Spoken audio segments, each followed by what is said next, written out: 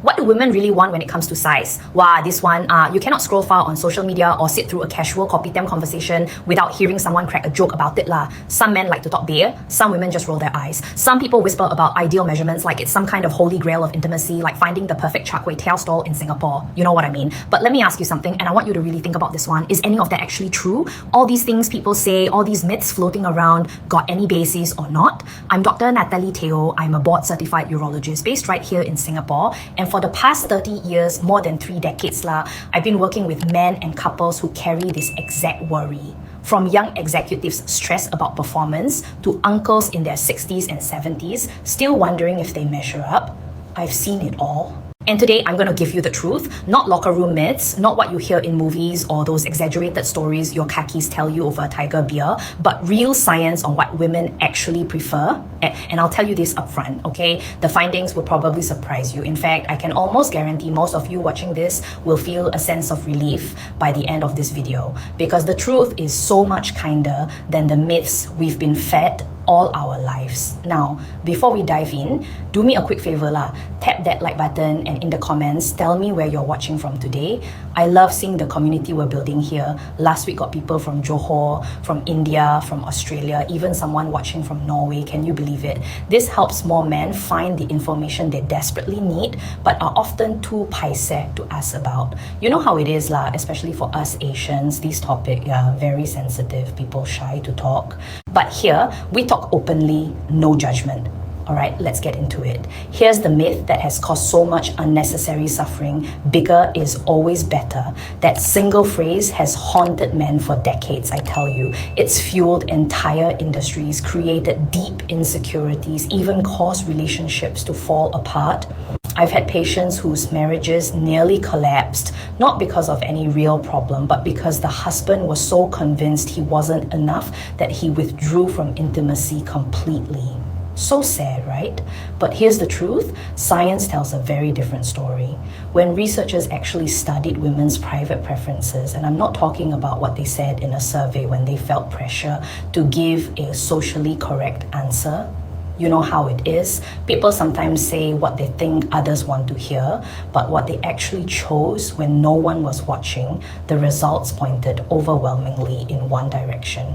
Most women prefer average. Yes, average. Not enormous, not extreme, just average. That's not my opinion lah. That's what the data shows across multiple well-designed studies. And this is where things get really fascinating, because those studies didn't just look at what women say, they look at what women actually purchase when given complete freedom and privacy to choose.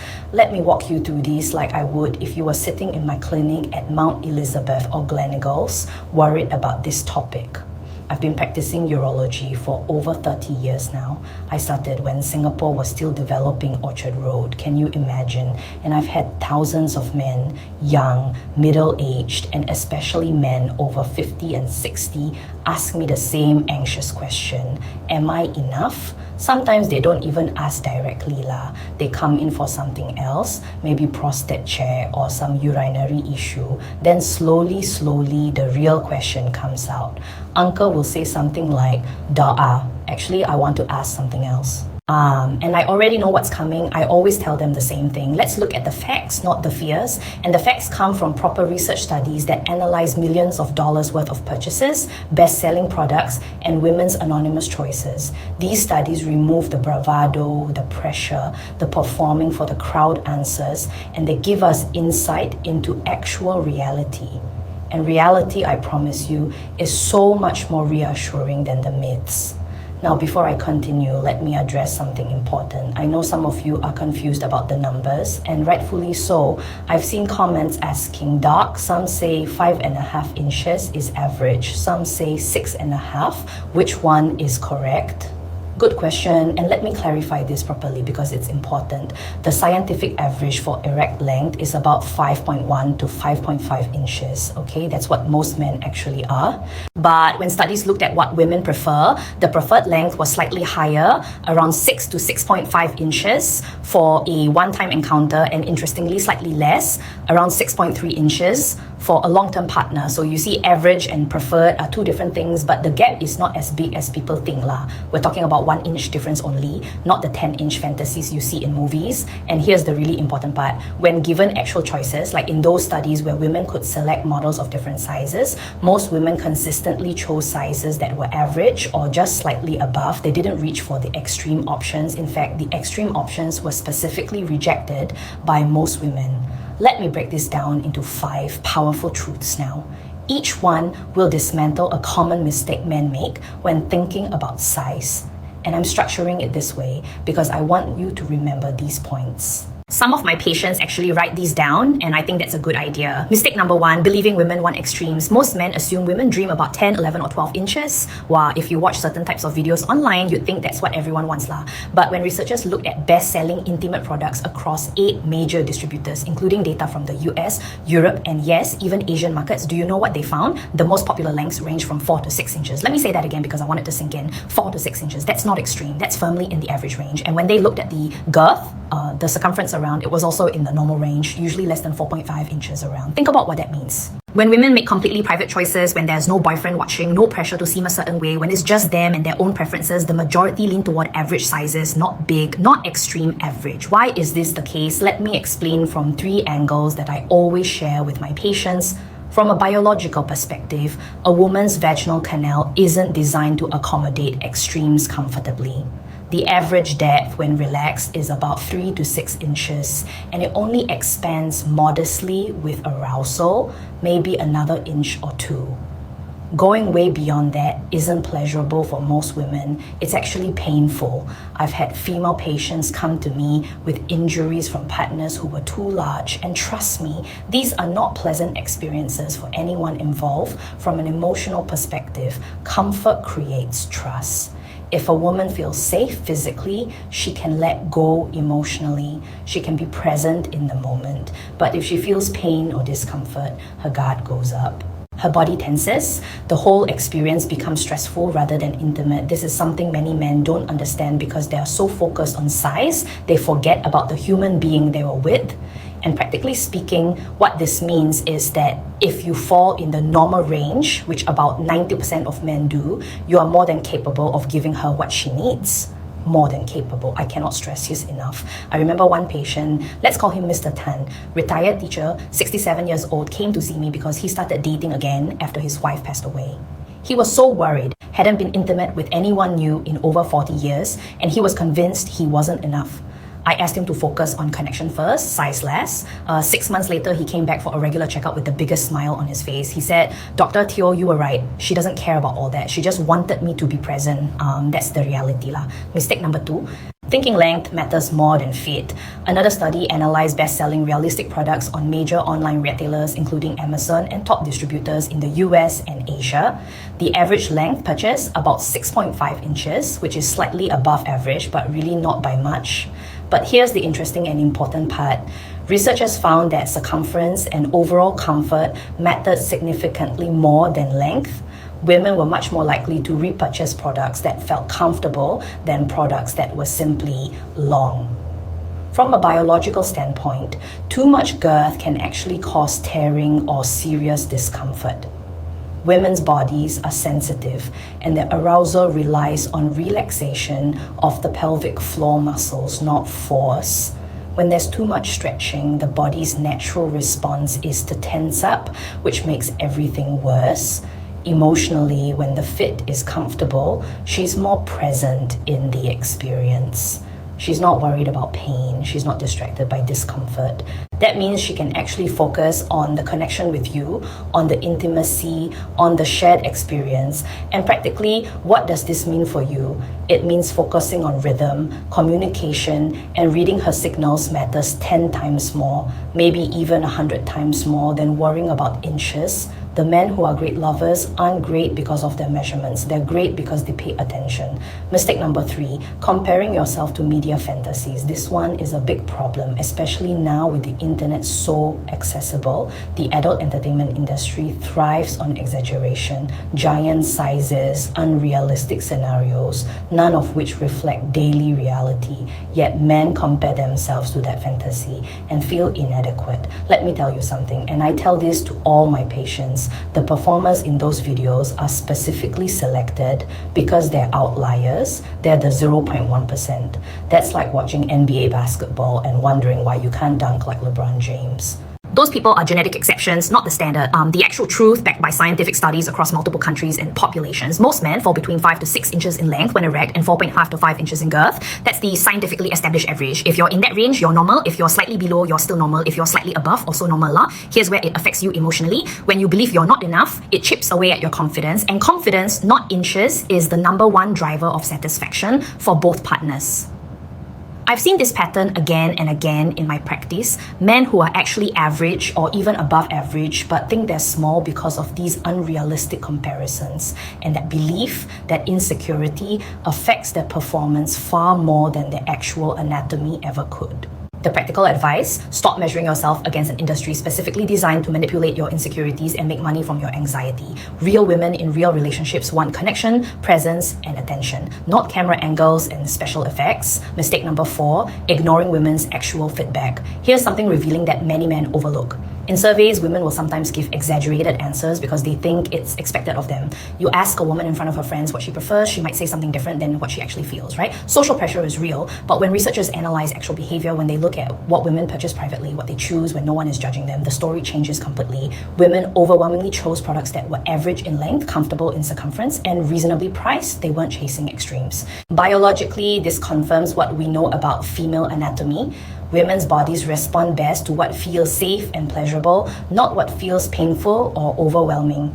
The nerve endings that create pleasure are concentrated in very specific areas, and those areas don't require extreme dimensions to stimulate properly. Think about it emotionally for a moment.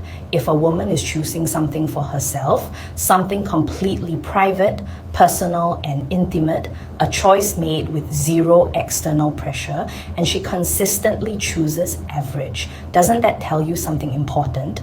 It should tell you that the whole bigger is better narrative is a myth created by industries that profit from male insecurity. Practically speaking, if you're already average, and most of you are, you're already exactly what most women are privately choosing. Let that sink in for a moment. I had another patient, an expat working in Singapore, maybe late 50s.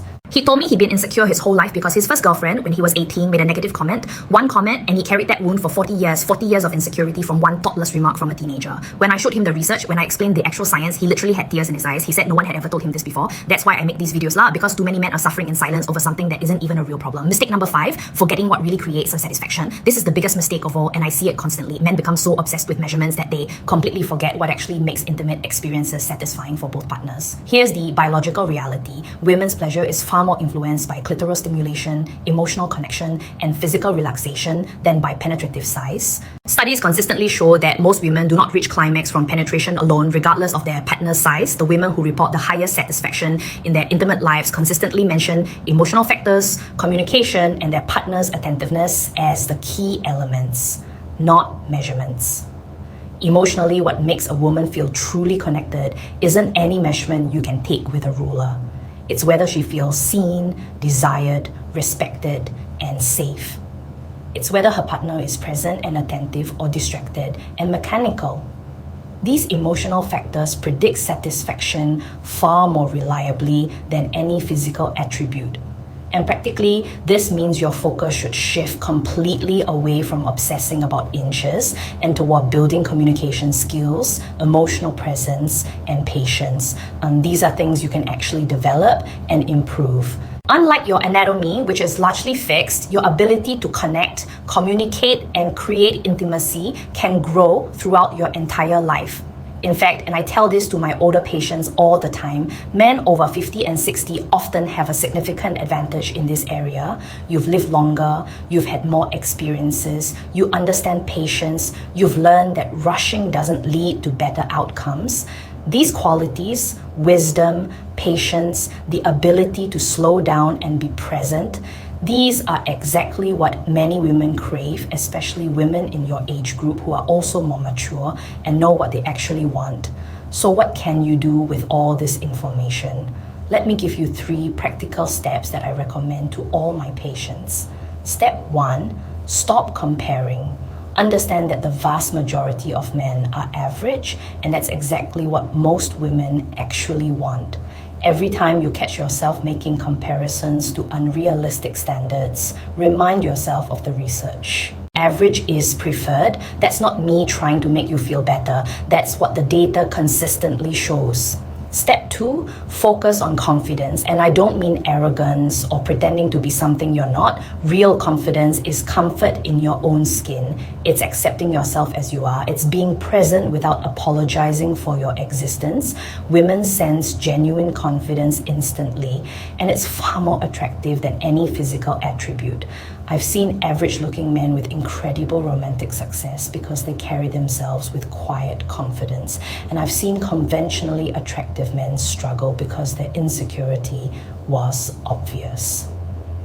Step 3, build connection.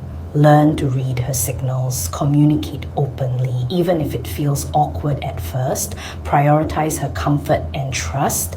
Ask questions, pay attention, be curious about her experience, not just your own.